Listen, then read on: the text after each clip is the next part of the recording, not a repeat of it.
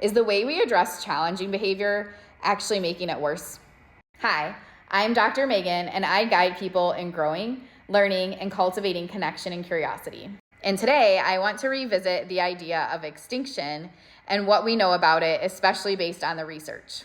The first thing that's important to note is the early research that was done on extinction wasn't done in the settings we work in today.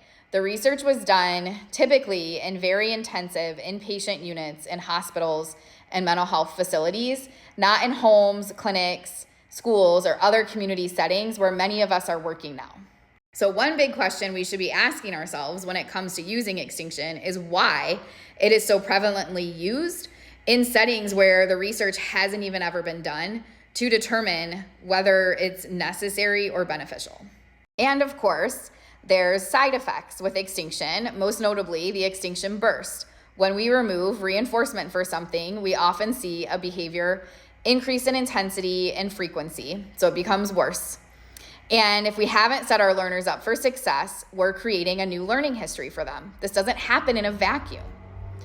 There's nothing to guarantee that that extinction burst, that new increased intensive frequent behavior is actually going to change. We hope it will if we're using extinction, that they'll experience, oh, I'm not contacting reinforcement, so I'm going to try something else. But the challenging behavior exists in the first place for a reason. This was the behavior that has a long learning history that came up as functional and meaningful for that person, even though it was unsafe. So what gives us the idea that if we remove the reinforcement for the behavior, automatically we'll see a new behavior that's safe come to light? Honestly, the way that extinction is currently used most often in our field is like throwing a child who can't swim into the water and thinking they won't drown. They'll just all of a sudden learn how to swim, even though we've never put the time and effort in to teaching them how to swim, how to keep themselves safe, how to make it to the side without drowning. We just throw that extinction procedure on and expect everything will change for the safe benefit of that person.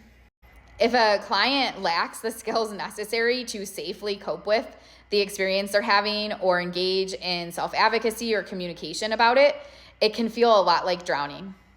And we really must ask ourselves, are we setting this learner up for success? The other thing that's really interesting about the research is it's actually on the side of not using extinction. There's plenty of research to show that differential reinforcement without extinction is effective. So why are so many people using extinction as a first step procedure in their practices? Not only that, but we can focus on skill building. We can build skills around emotional regulation, strong connected relationships, executive functioning skills, creating safe learning environments. There's all sorts of skills that we can be building before we even try to put in an extinction procedure. This doesn't mean extinction procedures don't have their place, but this blind application, and especially putting them into place almost as a very first step, or usually as a very first step, it doesn't make sense. It doesn't align with the research, and it's definitely not supportive of the learners that we're trying to teach. So today, I really encourage you to think about how often you're using extinction.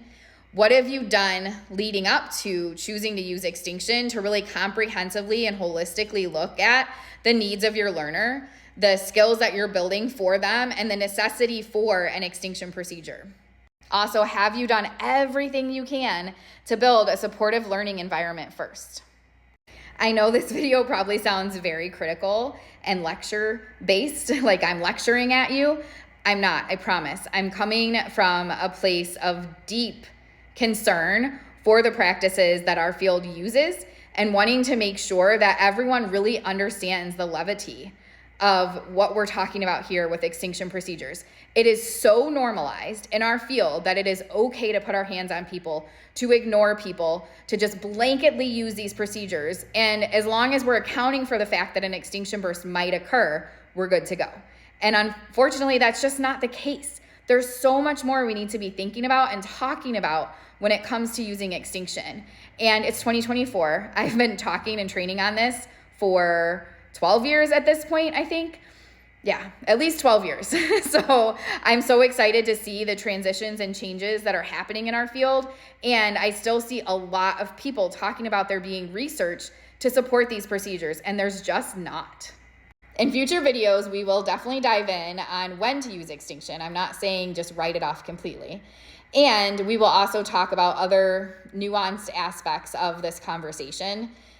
I would love to say it's always nuanced, but I do think that it is pretty cut and dry when we look at the research, that the way I was trained and many people in our field were trained to use extinction actually is not supported by the research.